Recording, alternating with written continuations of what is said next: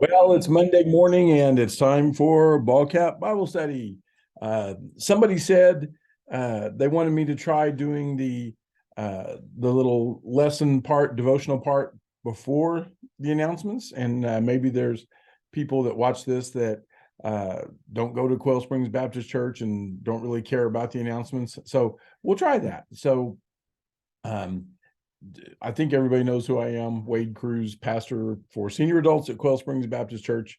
Uh, Sorry about the angle of the picture. I didn't set all this up on a big stand today, but anyway, wanted to talk about the doctrine of humbling again. We'll be in this for a few more weeks because there are so many examples of it.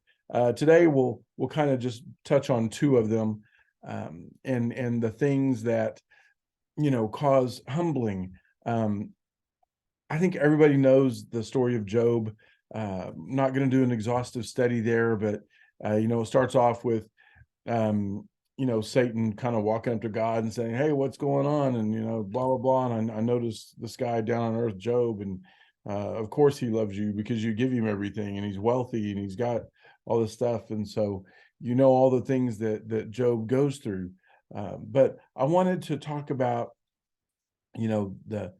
just goodness, the loss and the years. And I know many of you intimately and personally, and you've lost children and spouses and friends, and you know I've heard you talk. We've had conversations about careers, and it's you know again, it all circles back to life's not easy. Life is hard even when it's going well.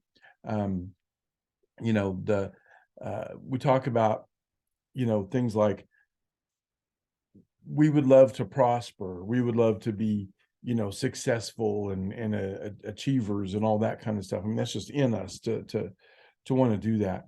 But God has a different definition of success and prosperity. Was the testing of Job a success? Yeah, it was, but who wants to go through that?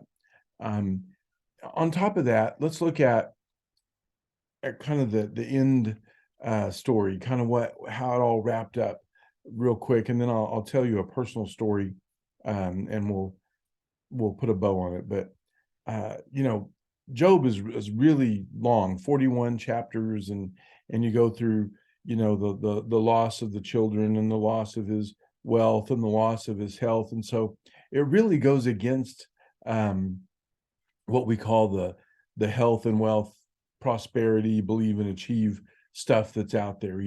Have your best day today, and there's just some lies out there that if you're rightly aligned with God, He'll never let anything harm you. And ask Bonhoeffer how that went. But anyway, um, it also aligns with the doctrine of testing, which we're going to do after the doctrine of humbling, because I think you'll see why. I don't need to get too deep into it, but I want you to see here at the end about Job's restoration. Now, his so-called friends, and I think there's some sarcasm used in the title of these guys that kind of dog him, and they tell him, this whole thing, kind of the theology of prosperity stuff. Oh, there must be something wrong. You need to, there's some sin. That what have you done? Obviously you've done something to make God mad, and all that kind of stuff. Well, at the end, God um reads them the riot act, these three guys, and he tells them, you know um I hope Job prays for you, because if he doesn't, I'm wiping you out. I'm mopping the floor up with you. Now listen to the end of Job. It says, he's telling these guys, because you've not spoken to me of what is right, as my servant Job has. Remember, Job stayed cool with God. He stayed true. He still honored and loved him, and he wouldn't despise God throughout the whole thing. He said, since you have not spoken right of me, as my servant Job has, uh, now therefore, he's always saying, you better go offer a burnt offering for yourselves. And he says, my servant Job will pray for you, for I will accept him, so that I may not do with you according to your folly. So go down to verse 10, and it says, and the Lord restored the fortunes of Job when he prayed for his friends, and the Lord increased all that Job had twofold. Okay, so what's the takeaway there? Well, the takeaway is there are people that don't always treat you right, and yet, we're still called to pray for them. That's humbling in itself for me. I don't like, I've got this heightened sense of justice for a lot of reasons. And I'm fine if you're not a member of my fan club, but that doesn't mean you have to try and hurt me. But that harkens to the Sermon on the Mount, doesn't it? Or Jesus is hearkening back to Job. All the Jews of the day, they knew the story. They knew the story of Job. They had it memorized. It was encouraging for them.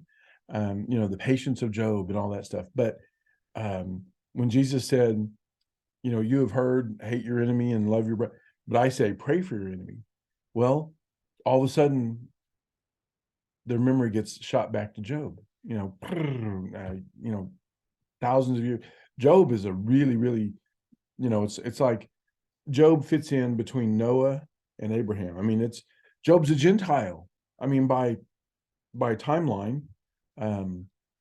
So, it's wow.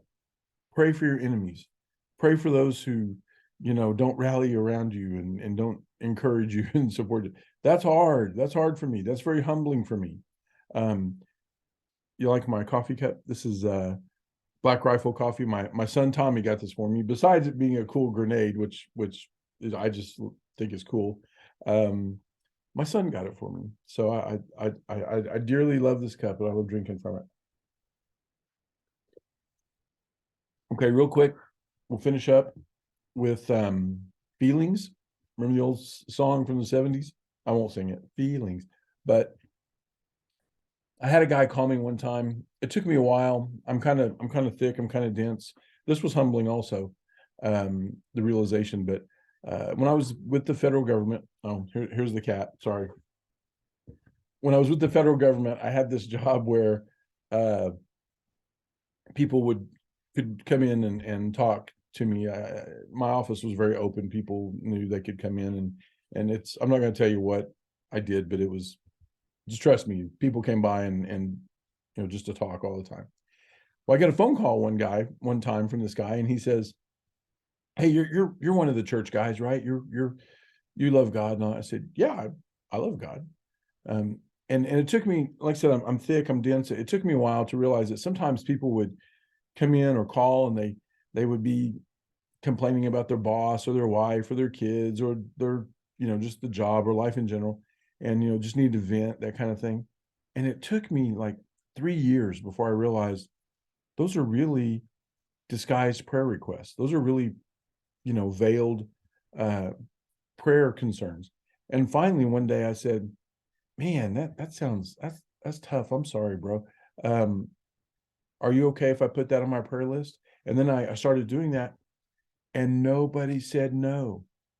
And some of these people I didn't really care for. I mean, I had a job where I had to let them come in and talk, but some of them were not, anybody I would hang out with after work. So, that pray for your friends kind of thing. Anyway, one day, one guy calls and he says, you're a church guy. And I said, yeah. And he said, yeah, I'm just not feeling it. And he went to one of these, jump up and down churches. You know what I'm talking about. I think they're called contemporary, where there's probably a Starbucks in the foyer or some kind of coffee bar or shop or something. So anyway, he goes, yeah, he goes, I'm just not, I go, and I said, and finally I let him talk, and I said, you know what? That's a good thing.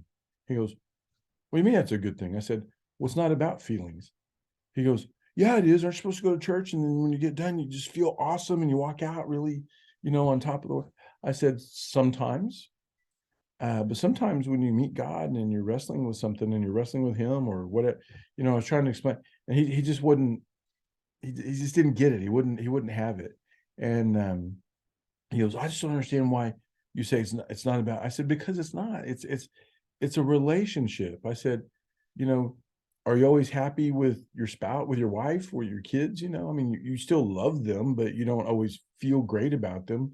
Um, you know, I mean, I love my wife dearly. I know she loves me. I'll use me. I won't use her, but I know she loves me. She told me last night, actually, and but guess what? I'm pretty sure, 99.9% sure, that sometimes she doesn't like me very much. Sometimes I'm not likable. Sometimes I'm a jerk. You know. So anyway, he's like, "Wait, I don't.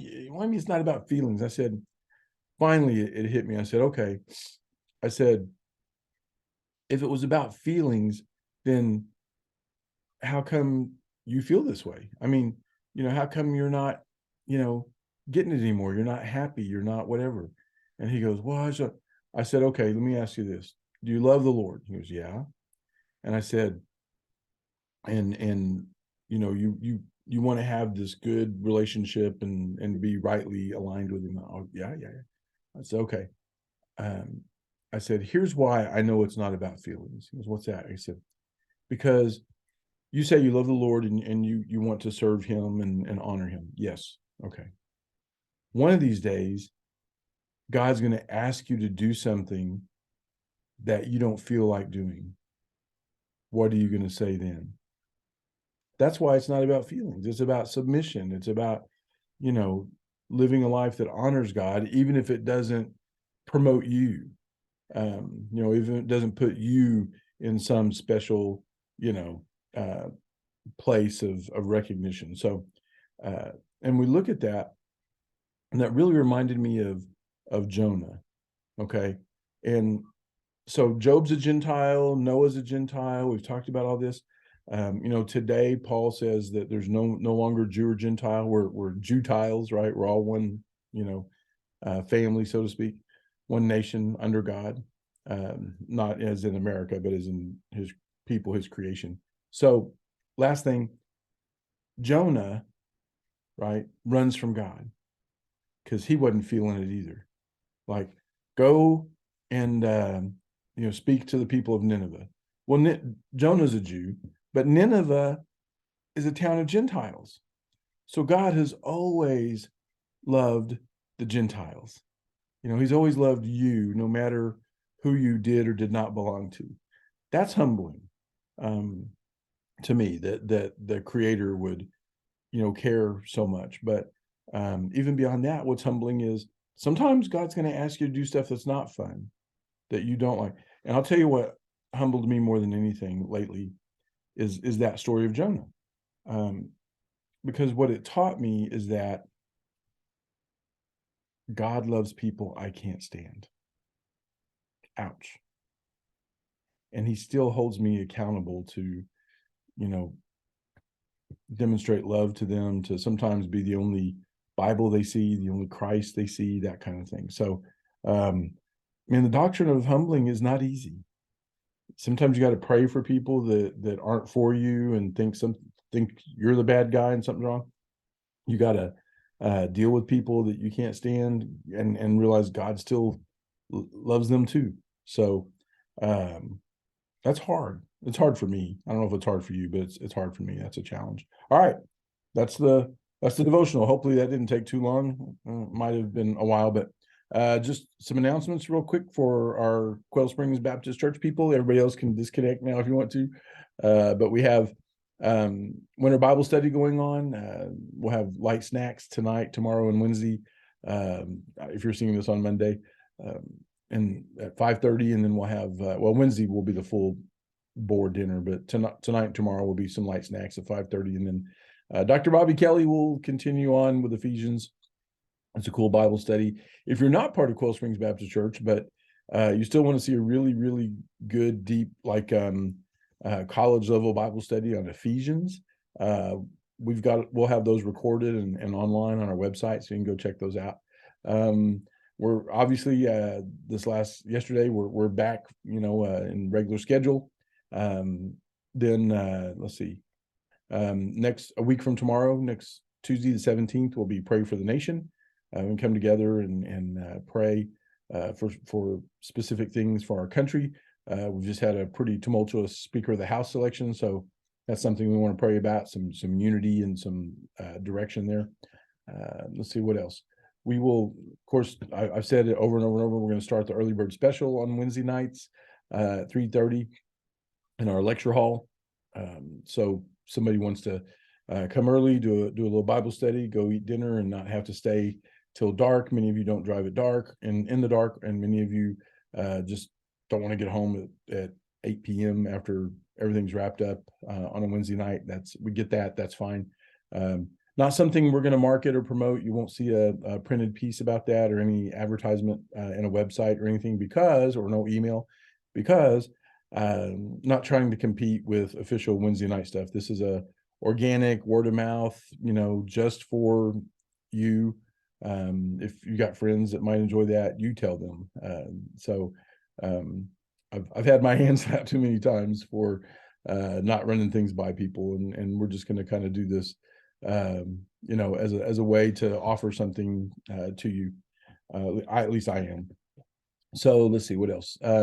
Men's coffee at Quail will start on the 19th, Thursday morning in the parlor, 9 a.m. That'll be a pretty neat deal. And Sable says that's enough. So there's other announcements, but it's normal church stuff is what the announcements would be. And I love you guys, and I think Sable was giving me my hint. So you have a great week. That's our Ball Cap Bible study. Hit our website, look at your email, listen in Sunday school for more announcements. I'll talk to you later. Bye.